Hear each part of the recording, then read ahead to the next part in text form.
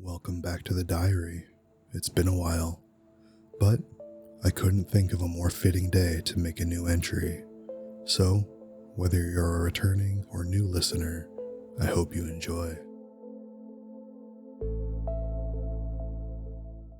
This happened to a friend of mine who isn't on Reddit, but gave me permission to share.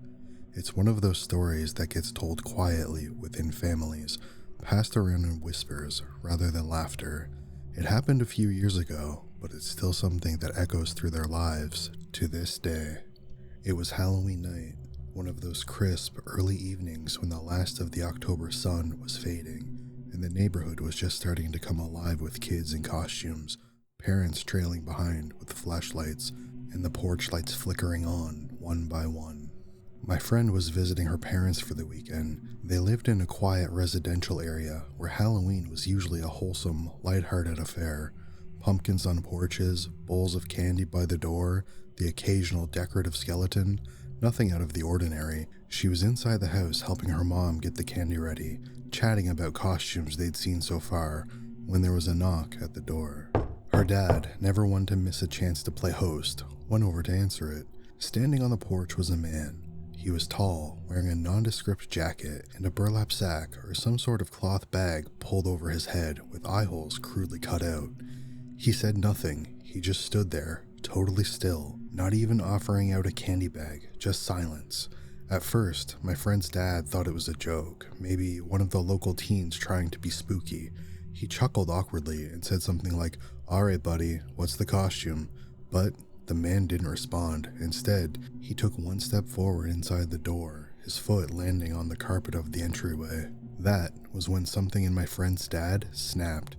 Maybe it was instinct, maybe fear. He had always been very protective of his family, and with this silent, faceless man trying to enter their home without a word, his instincts took over. He reached out and shoved the man backwards, hard enough that the man stumbled and lost his balance and fell backward onto the concrete step. It wasn't a high drop, just one of those typical two-step porches, but the way he fell, it was awful. His legs tangled, his back arched, and then there was the crack of his head hitting the pavement, a sickening sound that froze everyone in place. My friend and her mother rushed out onto the porch expecting to see a prankster, maybe a neighbor's kid, maybe a misguided attempt at a jump scare. What they saw instead made their blood run cold. The man pulled the bag off of his head, dazed, bleeding, and confused. It was her grandfather, her mom's father. He had apparently decided, without telling anyone, that he was going to play a Halloween prank on the family. He thought it would be funny to show up in a disguise and give them a little scare, but he hadn't considered how it might look, or how his son-in-law might react to a silent, masked stranger trying to walk into his house uninvited. The injury was pretty bad. He was rushed to the hospital, and after several days in intensive care, the news came back. The head trauma had caused permanent brain damage. He survived, but he would never be the same again, cognitively impaired, unable to manage daily tasks or live independently. To make matters worse, his wife, my friend's grandmother, was already in declining health and relied heavily on his support. With him no longer being able to function as a caregiver, both of them were moved into convalescent care.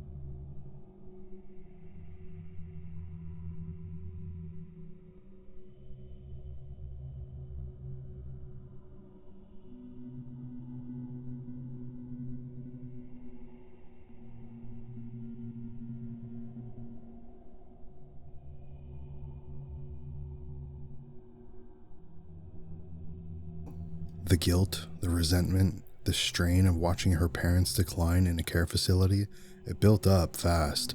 Conversations turned into arguments. Silence lingered in rooms where laughter used to be. Within a few months, the marriage began to unravel. Counseling didn't help. They separated quietly and divorced within the year. To this day, my friend still struggles with the aftermath. She doesn't really talk about it much. It's not the kind of story you bring up casually, but every Halloween, when the decorations go up and the kids knock on the doors, she feels it all over again. What was supposed to be a harmless prank and bring laughter ended up tearing apart 3 generations of a family. This happened last Halloween when I was working the closing shift at Footworks. Halloween was supposed to be a night of fun, but instead I was stuck stocking sneakers for minimum wage. I only had a half hour left of my shift. I could feel the seconds crawling by. The clock on my phone felt frozen at 7:30. I drummed my fingers on the counter, trying to stay awake. My manager, who was supposed to help me close, had ducked out for an early smoke break and never came back. Most of the customers had already thinned out, but there were still a few stragglers wandering around the mall. My phone buzzed in my pocket. A text from my friend Ben. "Yo, you coming tonight or what?" I sighed. I'd been dodging the question all day. Ben's Halloween party was supposed to be the big event for the night. Half of the school was going, including all of my friends, but I hadn't planned on going after my shift. All I really wanted to do was just go home and crash in my bed. I started typing probably not when another text popped up. "Don't be lame, man. It's Halloween." I stared at the screen, my finger hovering over the keyboard. It had been a while since I'd done anything fun, and even though I didn't have a costume, I could probably grab something cheap from the Halloween store on the way. I wasn't exactly Mr. Social, but maybe it wouldn't hurt to get out of the house for once. "Yo," a voice called from the store entrance. I looked up and saw Ben and Derek walking into the store. "Come on, bro, you're not getting out of it this time. You're coming tonight," Ben said, leaning against the counter. Derek nodded, smirking. "Yeah, man, you never come to anything. You didn't show up last year either." "Look," I started. "I'm just tired. I don't even have a costume and I don't have time to—" "You've got time," Ben interrupted. "The party doesn't start until 10. Grab something cheap and just show up. It's not like you have anything better to do." I sighed. They weren't wrong. As much as I wanted to protest, I started to give in to the pressure. Ben raised an eyebrow, a smirk growing on his face, anticipating my answer. "Fine," I muttered. "I'll come, but I probably won't stay long." Ben grinned, patting me on my shoulder. "You're gonna have a good time, bud. Trust me." I watched them leave, their laughter fading as they disappeared out of the mall. I wasn't sure I believed Ben about having a good time, but I was locked in now. I just had to make it through the last stretch of my shift, grab a costume, and then down a few drinks to make the night more tolerable. The mall was basically empty now. Most of the other stores were closed. The place began to get a little darker as more and more lights were turned off. I started mentally checking off the closing task: sweep the floor, cash out the register, the routine stuff. As I was counting the minutes to clock out, something caught my eye near the entrance. A person stood there, just outside the store, facing me. They were in a Halloween costume, a creepy red latex devil mask, which had a large pointy nose and a cartoonish wide smile, which reached ear to ear. Small black horns protruded from the top of the mask. It looked pretty realistic, like one of those expensive movie quality masks. Had it not been so startling, it would have actually been pretty impressive. The mask was paired with a mismatched black and red suit that looked like it was put together from pieces at a thrift store. At first, I assumed it was just a last-minute shopper or someone probably killing time before heading to a party. But they just stood completely still, facing me, not moving, not browsing, not shopping, just standing there. I felt my chest tighten. There was no reason to be freaked out by some weirdo in a Halloween costume, but something about them made the hairs on the back of my neck stand up. The way they were just standing still, watching me, began to eat away at my nerves. I was about to tell him we're closed when he turned, slowly, deliberately, and walked away. I just stared, frozen in place. His steps were slow, measured, almost robotic as he disappeared out of sight. I exhaled, realizing I had been holding my breath the entire time. What was that about? I thought. Just some creep messing around, probably. It was Halloween, after all. I shook it off, trying to refocus on closing the store and getting out of there. But every few seconds, I found myself glancing towards the entrance, half expecting to see that creepy guy in the devil mask there, watching me. By the time I finally clocked out, I was beat and my nerves were shot. I made my way out of the now empty mall towards my car, checking behind my shoulder every few seconds. I safely made it to my car, now fully convinced that the person, whoever it was simply messing around with me. I brushed off the feeling and headed for the Halloween store. It was one of those pop-up stores that showed up every year, taking over abandoned sporting goods stores and the like.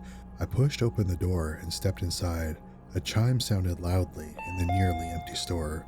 The place was a mess. Shelves were mostly empty now, with a few straggling shoppers picking over the scraps. The sound of Halloween music echoed faintly through the speakers. I wandered aimlessly, searching for any scraps of a costume. The aisles were nearly bare, but I kept looking. Feeling the pressure of the time building, suddenly the music cut off, leaving the store in an uncomfortable silence. I knew I didn't have much time before they closed, so I hurried, my eyes darting over the shelves. The door chimed again. Someone else had come in, but I didn't bother to look. I was too focused. At the end of one of the aisles, I found a small rack with cheap knockoff masks of famous movie killers. I grabbed a plastic Jason-style mask and headed for the register, rushing to get out. As I turned the corner, my heart lurched. There he was, the man in the devil mask. He stood at the far end of the aisle, illuminated by a dim, flickering light. He didn't move. He didn't speak. He just watched me. My stomach twisted and my throat went dry. No way, I thought. The feeling of my pulse hammering in my ears. He stood perfectly still, just staring at me. For a split second, I considered throwing the mask down and bolting, but something kept me rooted. Maybe it was disbelief. Maybe it was shock. I told myself it was just a coincidence, forcing my legs to carry me to the front. The cashier barely even looked up from his phone as I approached. My skin crawled as I sensed the man in the devil mask moving closer. His eyes locked on me. I could feel the weight of his stare boring into me. "Just this," I muttered, tossing the cheap mask onto the counter. It felt so pointless, but at least I wouldn't show up to Ben's party without something. The cashier rang it up slowly, the beeps of the register cutting through the heavy silence. I kept my head down, resisting the urge to look back, but I knew he was still there, watching me. "That'll be $10.53, the cashier said, snapping his gum, finally glancing up at me. I handed him the crumpled bills, my hands shaking slightly as I grabbed the change and shoved the mask into a bag. Without another word, I made a quick escape towards the exit. The bell chimed again as I pushed through the door and the cold night air hit me like a splash of water.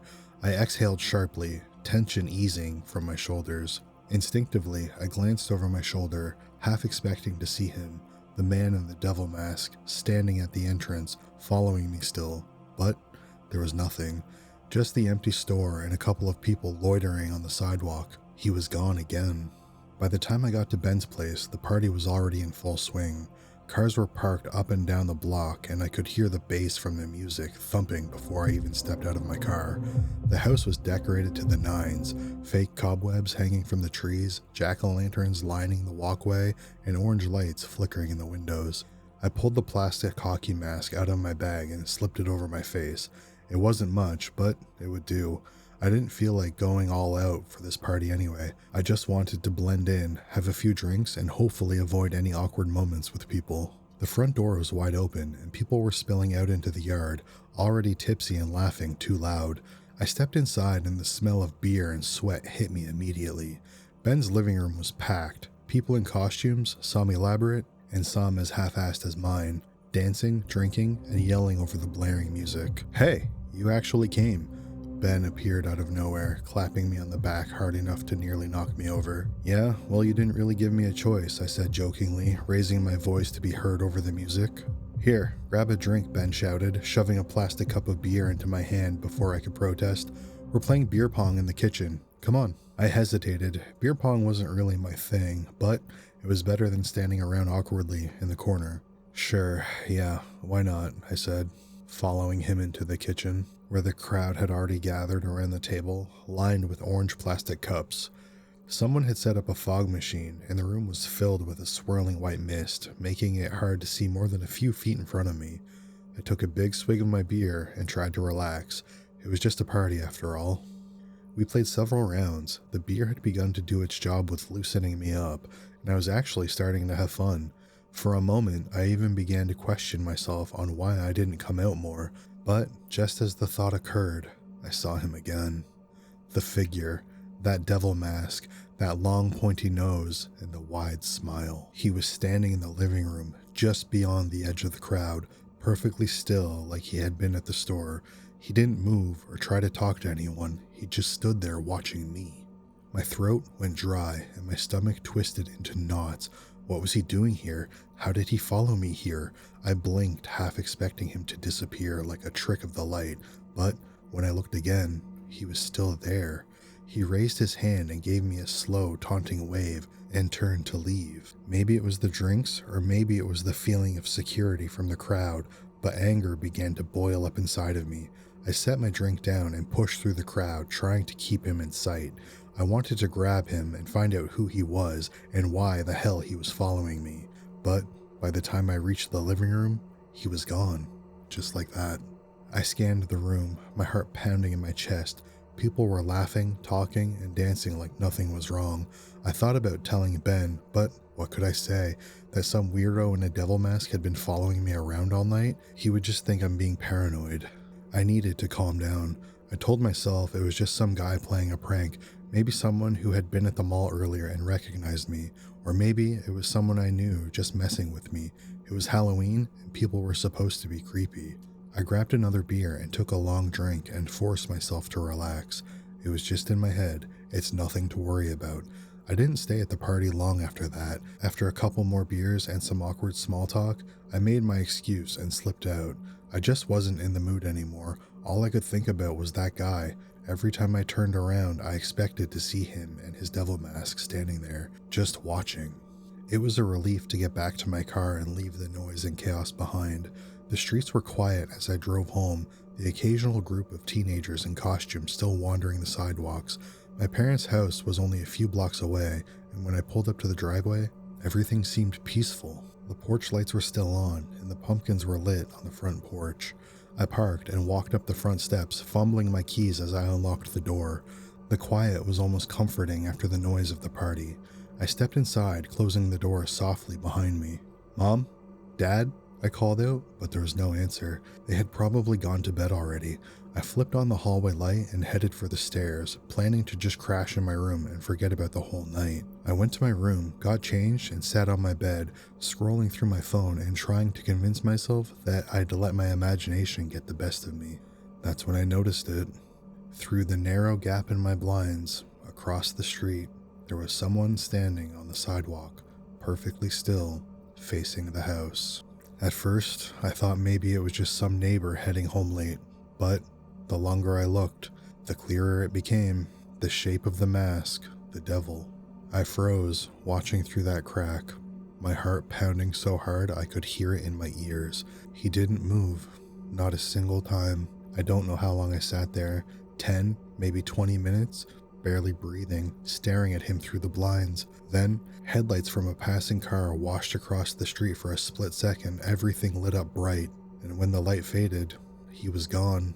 The sidewalk was empty. And that's not what scares me the most. Not what happened that night, but the fact that I'll never know if it's really over.